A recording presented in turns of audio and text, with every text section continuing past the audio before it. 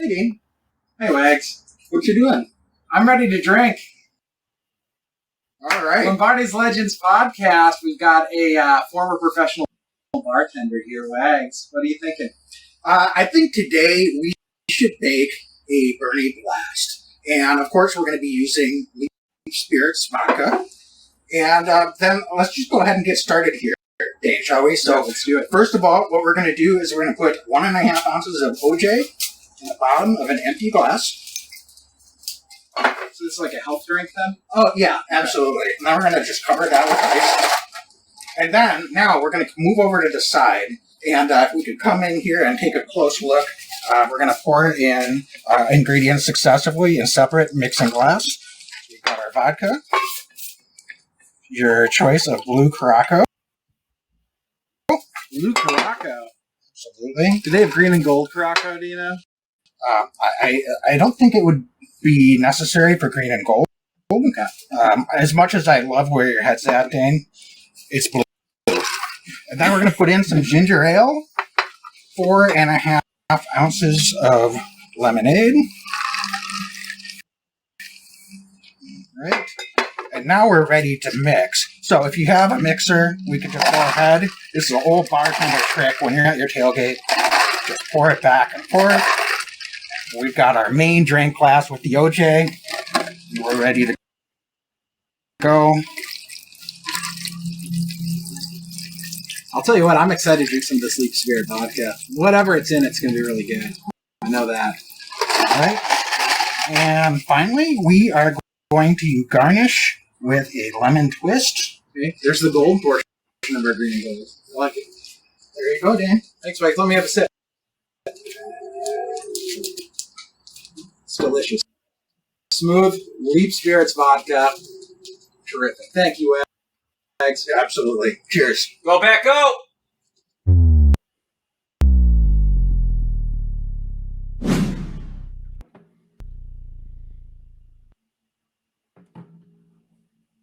Every year I know we gonna go hard. We been that team ever since Bart started. All my cheese heads go pack go. Ain't showing no mercy, cutting no slack, no.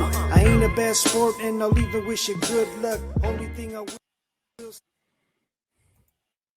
All right, welcome in to a very snowy and cold edition of Lombardi's Legends podcast, recording here on a Thursday morning. And I am Wags. Joining me, as always, is Dane.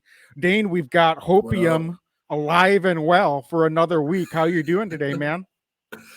I'm great, man. You said it. It's snowing. It's cold out. Unfortunately, we have to go to Miami for a Christmas Day matchup. I sure wish Miami was coming up north to Green Bay, but how can't you be excited? Packers have won 2 in a row and heading down to Miami, trying to make it 3, trying to keep these slim playoff hopes alive. But there's optimism in the air. Packers, I think, are coming off of their best performance as a team on the entire season against the Rams at home last week on Monday Night Football. So, you know what? Let's go into it. Let's have some fun, and let's see if the Packers can make this 3 straight and go on a little bit of a run here.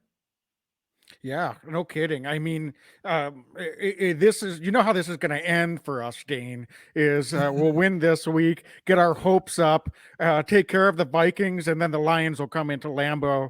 And I'm not even going to say it, but I'm just so prepared to have a gut punch with the way that this season has gone. But I've enjoyed these last couple of weeks. I don't know about you, Dane, but it feels good to win. And while it's still a long shot, with every passing week, that long shot just gets a little bit less of a long shot.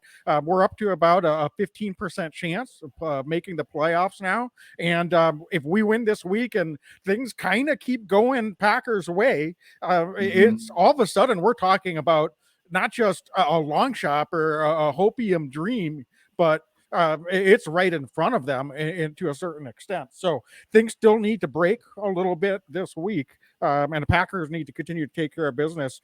This might be the toughest one left, or maybe, but we'll see. It's going to be 3 very, very good opponents.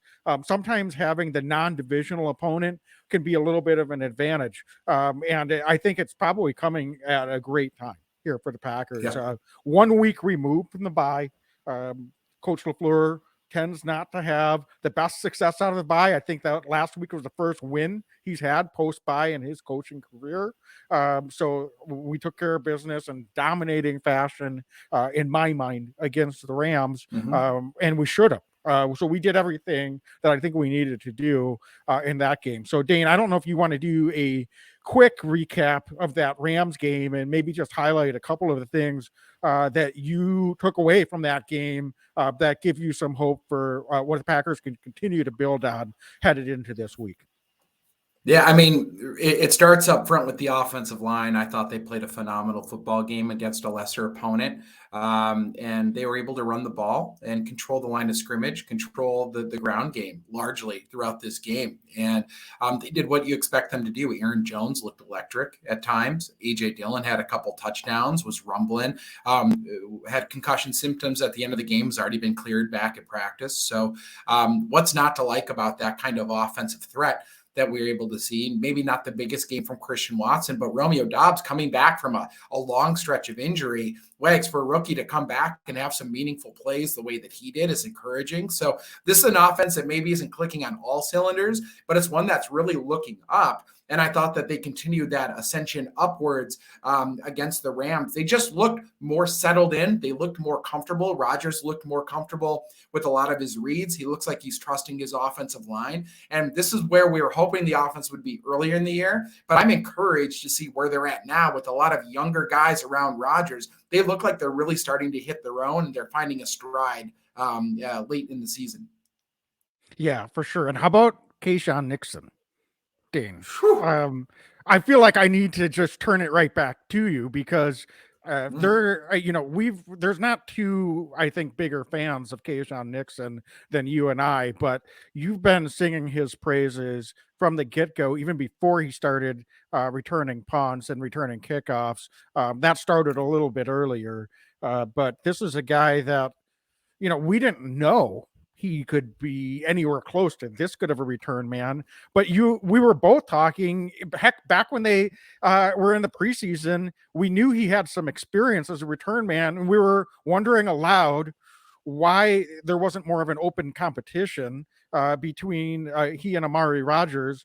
And this isn't the take a pat on the back tour, but Dane, let's take a pat on the back because while we didn't know he would be this good, it still made no sense that there wasn't an open competition with Amari Rodgers from the get-go. Regardless of looking back, we were saying it at the time. So this isn't even with the benefit of 2020 hindsight.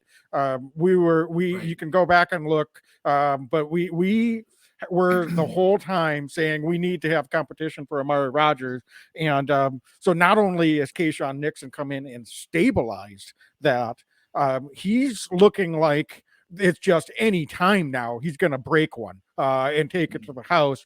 And even if he doesn't, the way that he's been returning both on kickoffs and punts is really turning into a weapon and flipping the field. So I couldn't be happier for Keyshawn. And now he wants to play slot receiver too. So so we'll see. He's becoming that weapon late in the season that could really all of a sudden flip the script, I think, for a struggling Packers team. If they're able to continue on this run, that's the type of thing that could make some noise. So you bet you should get excited about that. And Dane, I couldn't be more excited about those prospects.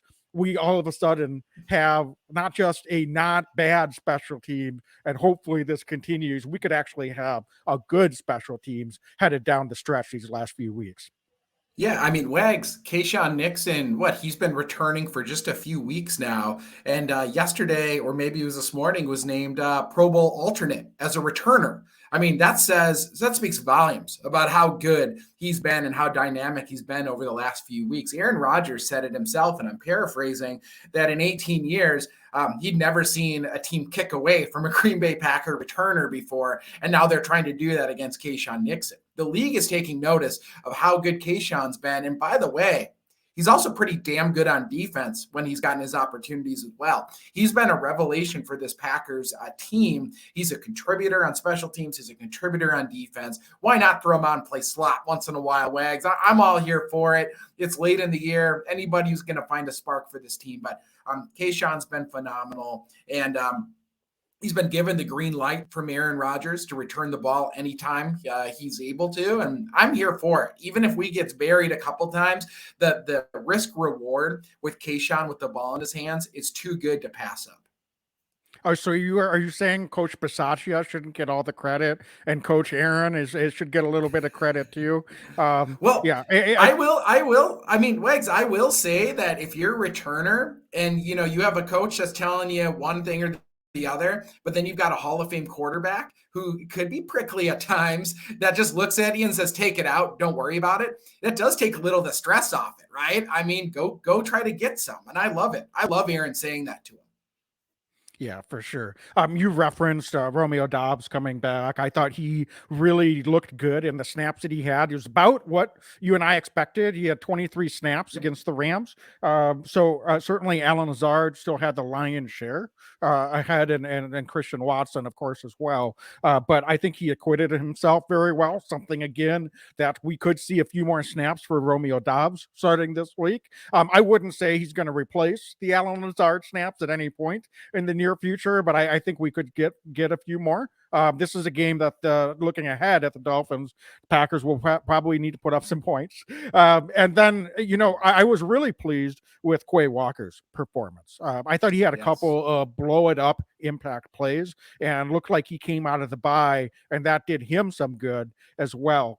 You mentioned Aaron Jones looked healthier. I thought Quay Walker really looked dialed in this last game, and that's a struggling Rams team, and it was nice to see Packers get some pressure on the quarterback. That Rams offensive line's a mess, so regardless, I don't want to take anything away from the Packers up front and what they were able to accomplish in that game, but it is nice. Sometimes it's good just to get a little bit of a snowball rolling downhill as far as that's concerned, and get a little bit of confidence.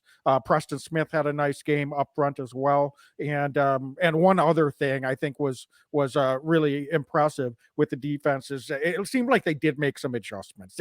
I got frustrated with some of the long third down conversions that the Rams were able to make early in the game in the first couple of possessions, but they seemed to really limit that as the game went along, as they should. Against an undermanned Rams team. So they cleaned that up. And so I'm going to give credit for Coach Barry when it deserves credit, but he's really going to have to step up his game as far as the plan for this week, because it's completely different. We're going from what might be the most depleted, worst offense in the NFL last week to arguably one of the, if not one of the top three offenses in the NFL this week in Miami. So some good takeaways there. Dane, anything else that you wanted to hit on as far as the game last week against the Rams on Monday? No, I think that we bang this drum. We'll do it again. Preston Smith continues to just be a consummate professional. You mentioned him every week. He just does his job. He's a leader on the defense. He's a good football player, right? Doesn't matter where you put him. He's a good football player. So just the more we can highlight, if you have 11 Preston Smiths, you're winning a lot of football games. I'll just put it at that. So really good week again for Preston Smith. Yeah, absolutely. So, all right, Dane, let's transition then into this Miami game. And the Packers are playing Christmas Day down in Miami. You said you'd rather they be coming up to Lambeau. I'm coming from Florida and got a rude, welcome. I said, yeah, you're from Wisconsin. So, by the way, just as a sidebar, thank you, Dane, and to all of our listeners for putting up with some maybe slightly lower quality audio and video the last couple of weeks as I've been taking a bye down in Biloxi and Pensacola Beach. So I was enjoying some warm weather for a while, and not anymore. It's winter in Wisconsin, maybe, and I'm ready to dial it up for some hopefully potential playoff football. So, Dane, just taking a look at this injury report there. So just starting there, seems like we came out relatively healthy from this last Yeah. game. So I think the big thing that we'll be watching is David Bakhtiari. So any updates as far as you're concerned, or what you might guess or expect as far as his status coming into this week, and any other notable injuries or returns or updates that you think we might want to touch on from the Packers side? Yeah, David is. It's so hard when we're talking about something that's non-football related. The appendectomy is something that came out of left field. Obviously, the knees issue has been an issue for a while now, but now with the appendectomy, if I had to guess, I'll say he's not going to play again this week. That's just my assumption until we see otherwise. Didn't practice during the walkthrough yesterday. But you know what? Zach Tom's played phenomenal football at the left side over the last couple of weeks in relief of David Bakhtiari. So, of course, we would love to see David back, but Zach has played so well, and he's really helped galvanize this offensive line that if David needs to sit out another week, he's going to sit out another week. But other than that, you mentioned it. Everybody else is looking pretty darn healthy. Elton Jenkins didn't do the walkthrough yesterday either, but Elton Jenkins, that's typical on Wednesdays for Elton this year, as he's kind of returning from his knee injury. So largely this late in the year, I can't recall knock on wood, this is a healthy Packer defense. This is a healthy Packer offense coming into Miami. Now I'm looking at the Miami injury report, and the biggest name that sticks out to me is Armstead, their big offensive tackle. He's a Pro Bowler this year. He's been great for them. I haven't seen an update other than, he's got a ton of injuries, right? Toe and pec and knee. Did not practice Wednesday. I assume he's going to be good to go for Sunday's matchup, but just keep an eye on him because he is a playmaker on that offensive line. And with a Packers pass rush that's had a hard time post Rashawn Gary injury of getting to the quarterback, Armstead being in versus not being in would be a huge swing in the favor for the Packers defense. Yeah, absolutely. He's been playing through those injuries for a while now. So I tend to agree with you, unless something kind of continues to worsen with one of those injuries for him over the course of the week. It seems like they've just been trying to manage it for a while now. So he'll probably go, but it's definitely something, to your point, to keep an eye on. And he's kind of not only the leader on that offensive line, got selected to another Pro Bowl as he came over to the Saints as a free agent this year. So, and they've got some other injuries here as well, just to keep an eye on. And again, we're recording here Thursday morning, so we're gonna get a little bit better of a feel, I think, by tomorrow, what to expect for a game status. What that'll be put out there by both teams on Saturday, but also for DNPs on the defensive side of the ball. Javon Holland, safety, Melvin Ingram, that was labeled as more veteran rust. So we'll expect him to go. And then Raheem Mostert was again kind of in the same boat as Melvin Ingram, labeled as veteran rest. So there's a long injury report on the Miami side, but as you said, I think Terran Armstead is the main one to look at because that'll be the most impactful. But to be quite honest with you, it looks like most of the guys that are listed should be ready to go for Sunday on their end as well. So Dane, I think Wag, circling one position group there real quick is Holland there. Javon Holland, for the Packer fans, he is the starting safety for Miami. So of all the guys that are least likely to play, I'd probably say it's him. So keep an eye on that. Obviously, anytime the starter's out is important information. Yeah, for sure. So Dane, why don't we start with the Packers defense against this Miami offense this week? Because I think, to be honest with you, this probably will be the biggest key to what ultimately decides the outcome in this game. I know that there's going to be other variables, of course, but it's really hard to get a read on Packers defense if they made improvements or not against a really pretty beat up Rams offense last week. One thing I will say is that it seemed like because of that pass rush that they were able to get, that really just settled things in from a coverage standpoint.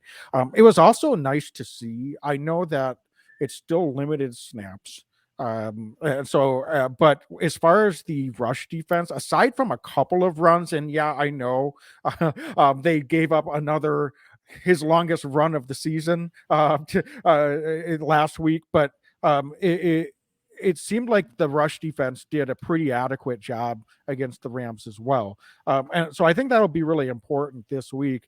We're very familiar with Mostert and Jeff Wilson for Miami as they came over from San Francisco, and McDaniel, of course, was the offensive coordinator there, so now the head coach in Miami. So they've given us some nightmares on the San Francisco side of things. So I think this week is going to be another week where it's going to be really big key to see if we can at least slow down that Miami run game and try to make them slightly more one-dimensional.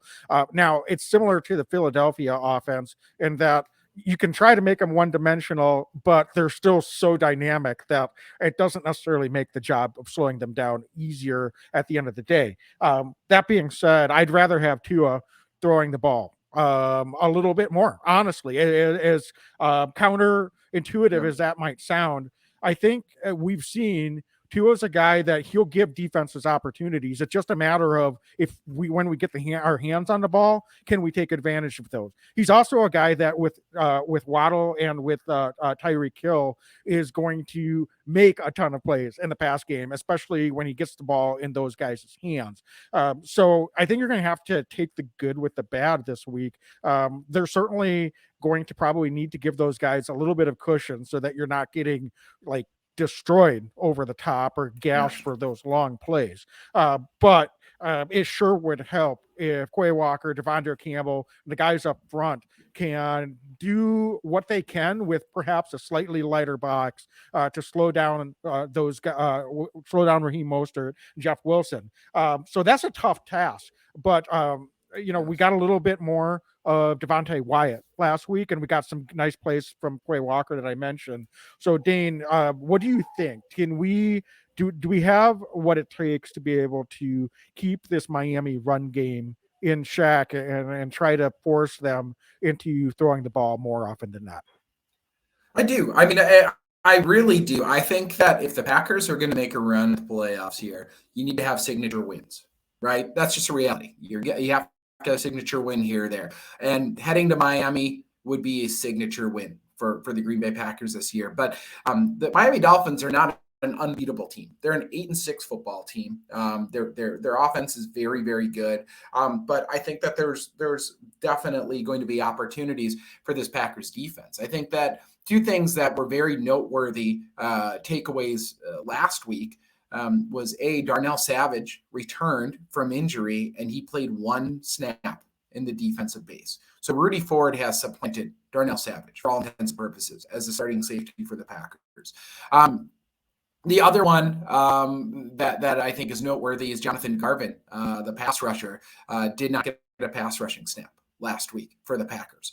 Enigbare and Hollins have largely supplanted Garvin from getting this pass rush snap. So the Packers, I think, are starting to go with the hot hands. They've deviated away now from some of the guys that maybe fans from previous years recognize or are used to. And they're going with guys that I think are bringing a little bit more pop, a little bit more enthusiasm, and guys that are, you're going to take the good and the bad with Rudy, but Rudy's a guy who's exceedingly aggressive, maybe not as athletic as Darnell Savage, but he's a guy who's a go-getter, who's going to stick, he's going to make plays, and you can tell he likes to wrap up. So going into this week, Wags, you mentioned Quay Walker played really good football, I think, last week. Devondre Campbell getting better and better post-injury here. And I think we have the horses up front, too, with Kenny Clark. I would love to see more Devontae Wyatt this week. He's been limited most of the year. And I think a lot of us are scratching our heads because in the limited snaps he's had, he's really making an impact. I think even last week, he had back-to-back plays where the first play he stopped the runner for a no gain or maybe a short loss, and then the next play was in the backfield on the quarterback. So I'd love to see Wyatt get a little bit more opportunity this week, and really it's going to start up front with that defensive line. But we have the talent, I think, to match up against this very good Miami offense.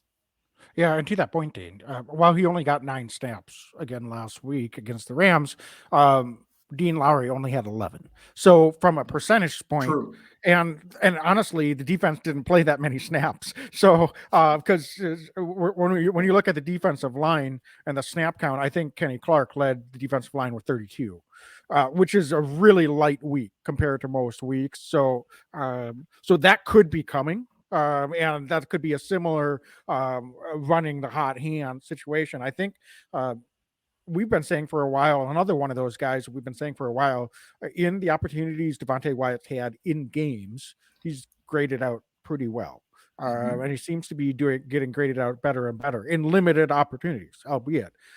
So perhaps he's doing enough in practice as well to give Packers coaching staff enough confidence and with the opportunities he had in game, say, here is a changing of the guard.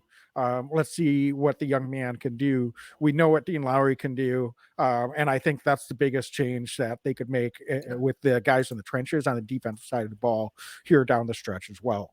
So completely agree there. I think, just going back to the idea of trying to slow down this Miami run game. McDaniel was the offensive coordinator under Kyle Shanahan for those 49er teams that gashed the Packers the last few seasons running the ball. Obviously, he and Coach LaFleur very close and intimately familiar with each other's schemes and tendencies. So there's not going to be any surprises there. And so I think it's just a matter of, again, we talked about last week, similar situation, a lot of familiarity between the coaching staffs, and it's going to come down to execution and aggressiveness, limiting mistakes, and the players and the talent on both sides of the ball rising to the top. And so this could be a really exciting game. I'm expecting it to be a very exciting football game. I think it'll be very competitive. I personally think the Packers can go down there and win. As you said, this isn't a world-beating Miami team. They've actually been struggling a little bit here in the last few weeks. So I think this is going to be a real opportunity. But the reason I'm so focused on the run is I think that they're going to get some plays. Tyreek Hill's going to make some plays. Waddle's probably going to make some plays. But what we can't have happen is that they just run on us in impunity like Philadelphia was able to do. If that happens, it's going to be tough.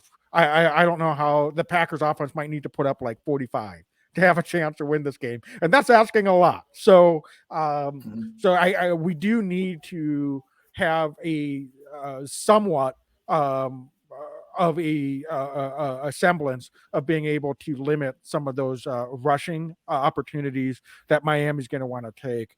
And certainly, I think another big key on the defensive side of the ball is when we do have those opportunities from Tua to get our hands on football, we need to secure them. This is a Packers secondary that, particularly early in the season, missed a lot of opportunities to secure interceptions. This is a week that we can't give this offense second and third opportunities. And if you want to go on down there and win a tough game on the road, winning the turnover battle is a great way to give yourself a better opportunity to do that. I love it. And before we hit our commercial break, Wags, I'll just say this is a week where Joe Barry is going to need to take chances. I don't think we beat Miami if we just play vanilla and we play zone. I agree. We're going to have to play back in certain situations a little bit with the speed and the talent. I mean, Tyreek Hill and Waddle are two of the better combos in the league. So Jair's going to have to earn his paycheck. Rasul's going to have to earn that paycheck. It's going to be a hard game for these guys, right? It's a battle. But we're going to have to take our risks. We're going to have to take our chances, and we might get burned, as you mentioned, here and there. But if we just sit back and let them pick us apart, we're not going to win the game. We are going to have to find ways to, make a play and make splash play happen. And it's incumbent on Joe Barry to figure out a way to take some risks and win this football game for this Packers defense. Yeah, and I know we're going to hit commercial break and we're kind of keep this as tight as possible. But do you think there's a chance that even though he was completely supplanted and benched, that Darnell Savage gets a few more snaps this week, maybe playing in that nickel corner spot, or maybe it's Kayshawn Nixon still? But either way, I think a guy like Tyreek Hill, you almost want to cover him with one guy and be try to at least touch him at the line of scrimmage, and then maybe have another guy closely over the top, because as you know, if he gets to the second level with just a gap, he can be off to the races. So you really you can't necessarily double team him in the traditional sense, but you need to have help there. And then maybe it's Jair gets a little bit more sole responsibility on a guy like Waddle. So even though Hill's definitely the number one, you give a little bit of help on him, and let's see if Jair is able to just match up individually as much as possible. Not necessarily man, which I know a lot of fans would be calling for, but just give that. Is that the best look, perhaps, for this Packer defense, regardless of whether it's Savage or Nixon out there, maybe directly across from Hill at times? I think that makes a lot of sense. And I think, one of the reasons the Packers defensive line, in addition to just not being out there a lot, because the defense didn't have to be out there a lot last week against the Rams, but they played a ton of nickel, meaning 2 down linemen. Savage got his 1 snap in that dime position. So as going back to kind of the top here, Wags, we're able to get Miami into some obvious passing situations. So could certainly see more of that dime scenario where we get some more Darnell Savage, able to tune up some different blitz packages as well to apply some artificial pressure to Miami. So I think that you're onto something there, and we could certainly see some more Darnell Savage this week. I think Keyshawn Nixon is really solidified that nickel role for the defense, but Darnell Savage in that dime role, but it needs to be in those certain passing situations. And the more situations that they're in like that, I think our better odds are going to be winning the football game. So I'm hopeful we see Darnell Savage on the field defensively more. If for no other reason, it means it's probably an obvious passing situation for Miami. Yeah, for sure. And I think it would do well to put him closer to the line of scrimmage, and let someone else be over the top as the safety valve to make the tackles, from what we've seen from Darnell Savage so far this season. All right, Dane, let's take a break then and talk about our sponsor, DraftKings Sportsbook. DraftKings is, of course, the official sports betting partner of the NFL. It's definitely the go-to when betting on the NFL for me this holiday season. Same game parlays, easy and fast payouts, player prop options, etc. So right now, new customers can bet just $5 on any NFL team to win their game and get $150 in free bets if they do. Wags, right now, everyone can earn up to 100% boost with DraftKings up same game parlays. All you have to do, you go to DraftKings Sportsbook app, place a same game parlay, and combine multiple bets like which team will win, player props, point totals, and more. The more legs you add, the bigger the boost, the bigger your shot to win big. So Wags, it's that time in the year too, where there's Saturday games, there's Christmas Day, Sunday games. One guy I'm really circling is Stephon Diggs for Buffalo. They're playing a pretty bad Chicago Bears team. I think Diggs is going to just light them up, and Buffalo Bills are going to destroy the Chicago Bears this week. But there's so many other games all weekend long. How about A.J. Dillon again, Wex? We'll see if the Packers continue this. This feels a little bit more like an Aaron Jones week to me. We're going to talk about the offense momentarily, but there's so much good, fun action. So go to DraftKings Sportsbook and, make your Christmas even that much more merry by doing some of these parlays. Yeah, now that A.J. Dillon won't be beating my struggling fantasy team, I'm all on board with that. So, folks, download the DraftKings Sportsbook app now. Use code TPPN. Place a $5 bet on any NFL team to win their game and get $150 in free bets if they do. Only at DraftKings Sportsbook with code TPPN. Minimum age and eligibility restrictions apply. See show notes for details. All right, so Dane, let's move over then to the Packers offense against this Miami defense. And I'll tell you what a role reversal it's been talking about the offense now. I'm at the point, Dane, that I'm like really confident in this offense. So how about that? I don't know how you're feeling about the offense, but certainly this is not a game that we can have any setbacks, because offensively we're going to need to be clicking. We're going to need to put up some points. I'm not saying hopefully we don't need to put up 45, as I said earlier, if the defense can get some takeaways and get some stops, but they're going to need to put some points up this week. And I'm at the point, though, that I feel like there's lots of different ways that we can accomplish that with the run game, with the pass game. We've got some things clicking. So where does it start for you this week against this Miami defense? Yeah. So I look across this Miami D, and they've kind of been a middle of the road defense for a lot of this year. And I think that it just start up with the run game. And I think it is, as I mentioned, an Aaron Jones kind of week.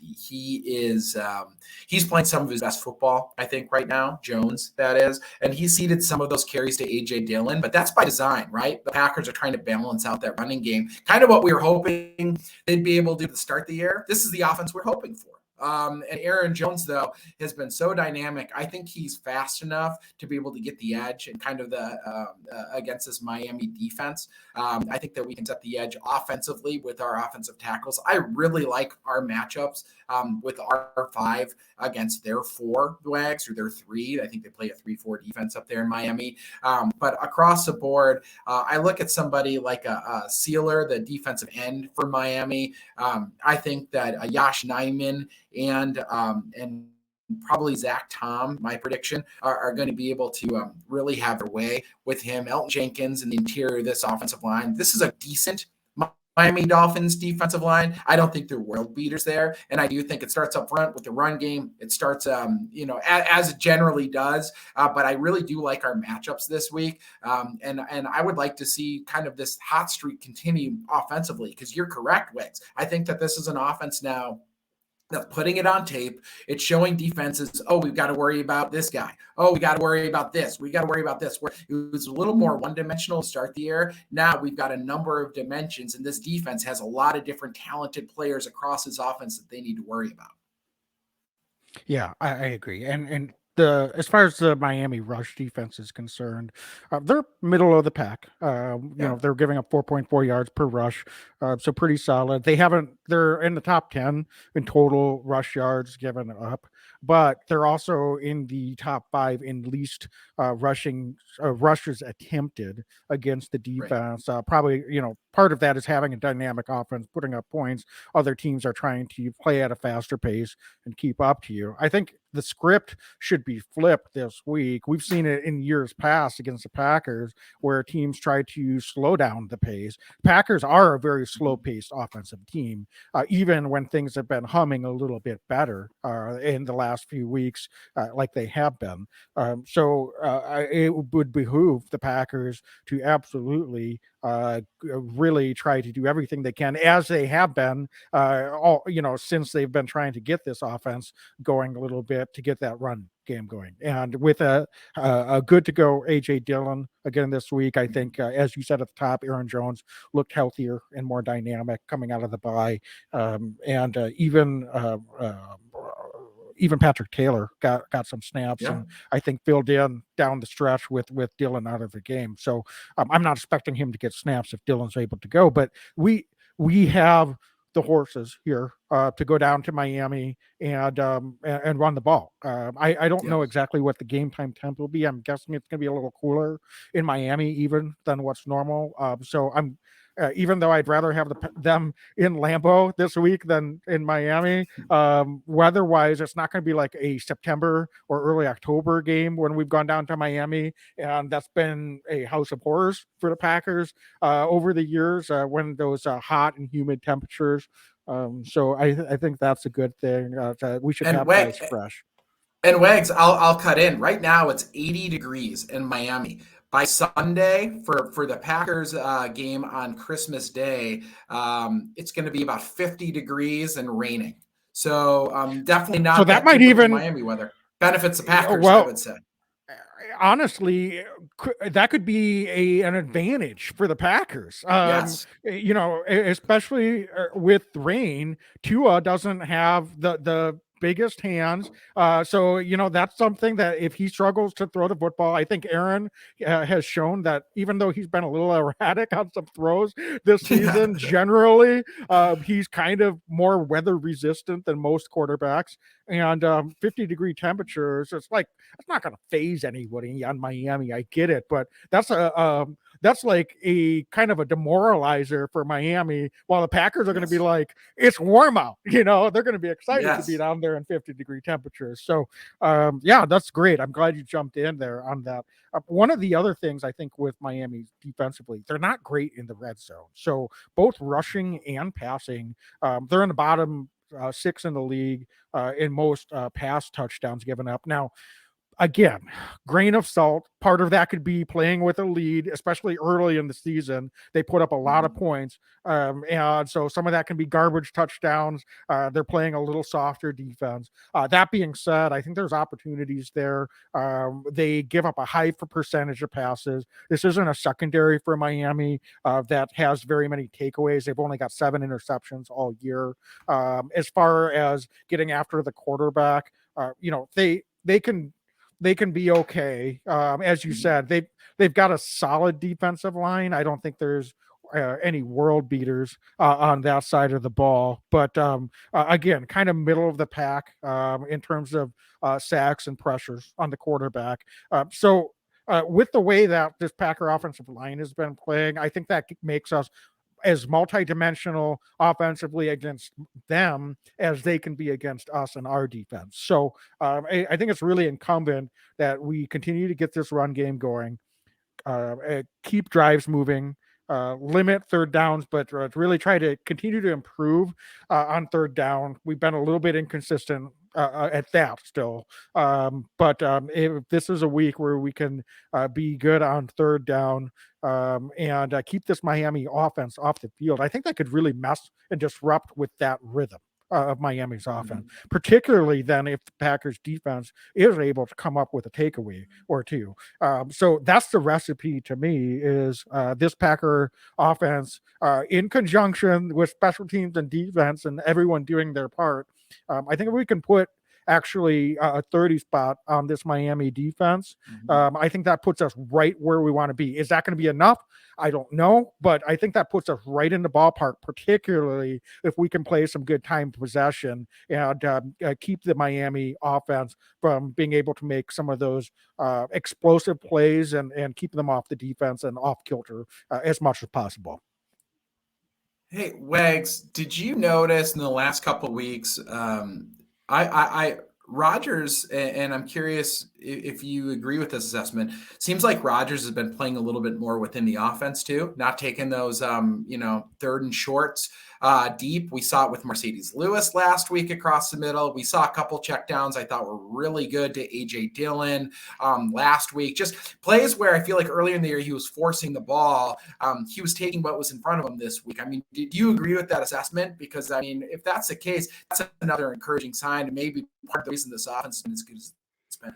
Yeah, and I don't know if it's a symptom or a cure, but I'm sure when Aaron's feeling more confident in what everyone around him is doing, he's probably going to tend to take less chances. And because here's the thing, he knows that it doesn't ride or die on just getting a play or like breaking down the defense. And I think early in the season, we saw a little bit of Aaron getting frustrated. Let's be honest. And he probably felt like the dam needed to break in some of these games. And if they weren't going to be able to make a big play down the field, that the Packers offense didn't have enough consistency to make a long drive.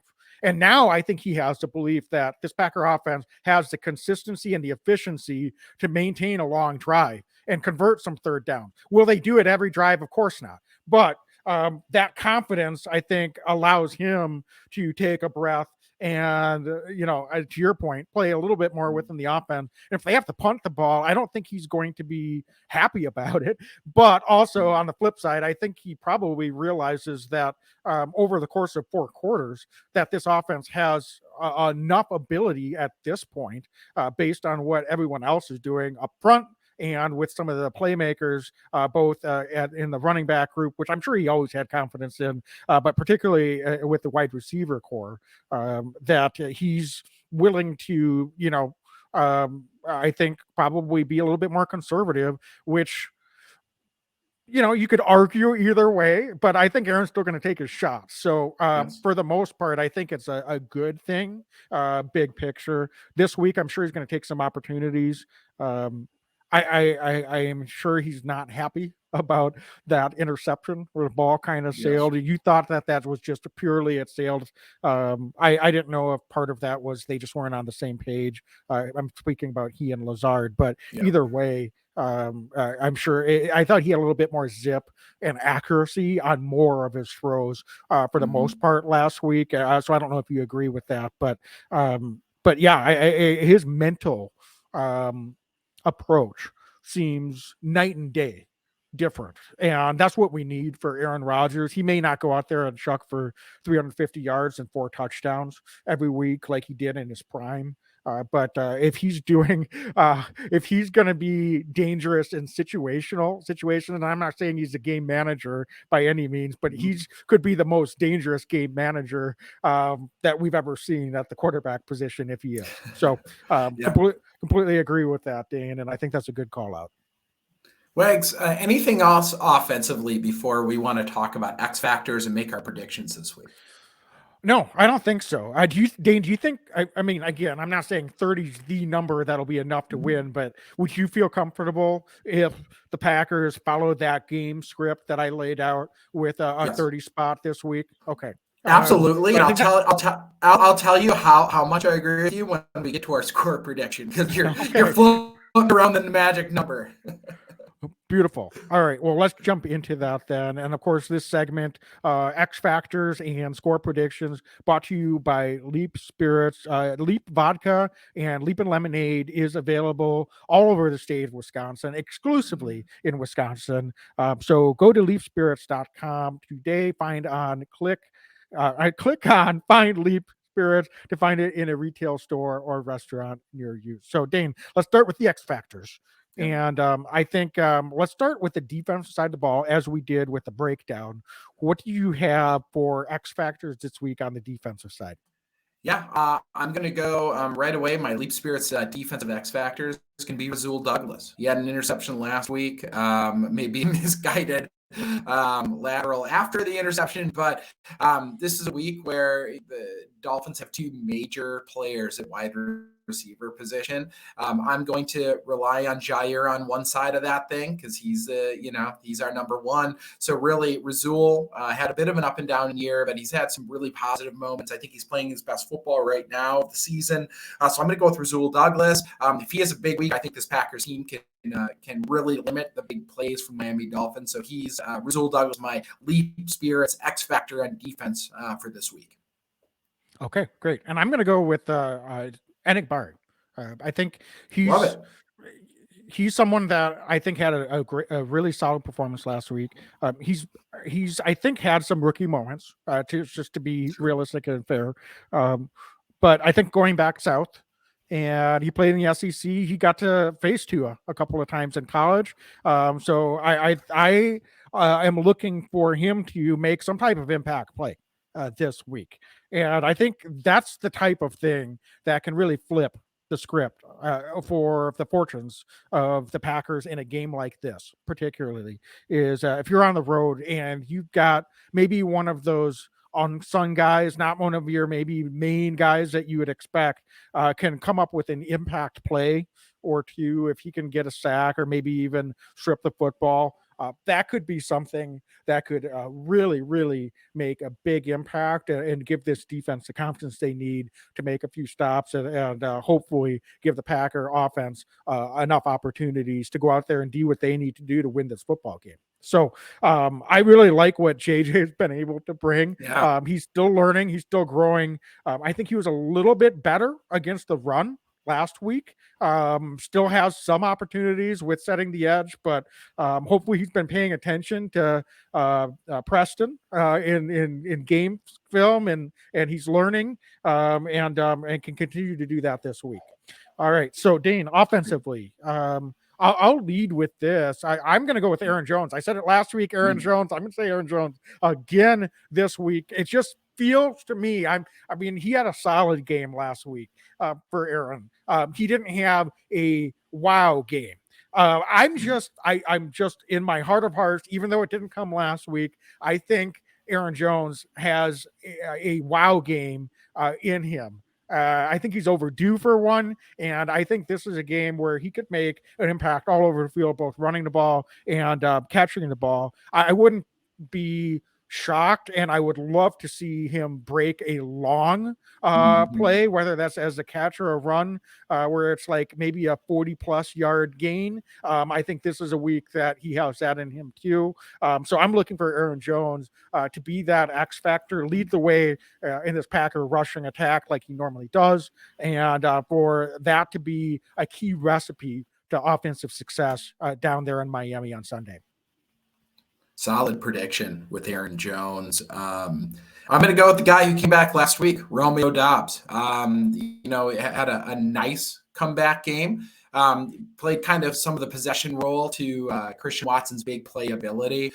But I think this week, Romeo's going to stack off that first week. He's going to be a chain mover for this Packers offense. And I think he's going to be a guy who's going to be able to find his weak spots in this Miami Dolphins defense. He's still learning this NFL, the speed of the game, but he's played really well in his moments this year. And this is another week where I think he's going to be the guy who's going to come down with 4, 5, 6 catches for this Packers offense and keep those chains moving. So Romeo Doubs is going to be an impact player this week, and he's my Leaf Spirit X Factor on offense.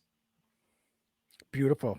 Dane, I feel like you're really teed up for score prediction. Yeah. So I'll go first, and I'll let you really bring the gauntlet here. I don't know how it's going to happen. It's not an impossible ask, so I don't want to make it sound like it is, but I'm going to have the Packers eking out a win down in Miami, 33-29. I'm going to stick with my 30 number being a magic number. I'm going to give the Packers a little cherry on top. And they go down, keep those playoff hopes alive, get some things to break our way Saturday. They come out charged up, somehow steal a big win on the road against a Miami team that really needs a win as well, which we should point out to keep their playoff position intact. But I am going to say that the Packers, it's not going to be necessarily pretty at time. This isn't going to be a dominating game. It might be kind of one of those that we're pulling our hair out and super nervous when it comes down to the end. But I believe, and I'm going to continue to believe until we're completely out of it, 33-29 Packers. Terrific prediction, Wags. I love it. I really do. And we're very close on score. I take the Packers winning too. I think it's 31-30. Green Bay Packers win. Mason Crosby is going to go break the most consecutive game streak this week for any Packer player in franchise history, breaking Brett Favre's record. Mason Iron Man Crosby is going to trot one out there late in the game. I think Packers are going to be down late. It's going to be wet. It's going to be a little chilly for a Miami defense. They're going to be worn down. And I think Rodgers is going to get them in position, and Mason's going to come through in a huge moment on the road.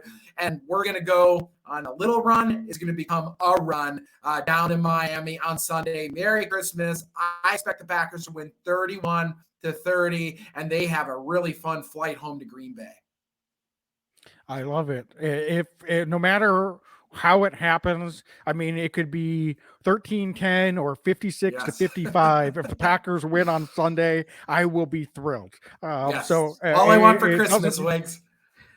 It's a Packer win. Absolutely. Yes. So, all right. So, folks, thanks so much for those of you that have hung with us here. We'll be, of course, putting this recording out since we haven't done this as a live stream here today, but wanted to make sure that we can get this out there for you to listen to sometime over the course of this holiday weekend. And wherever you are, here's to you and yours, and have a very safe and happy holiday season. And as always, be legendary and go Pack Go. Go Pack Go. Every year I know we gonna go hard. We been that team ever since Bart started. All my cheese heads go Pack Go. Ain't show with no mercy, cutting no slack, no. I ain't a bad sport and I'll even wish you good luck. Only thing I will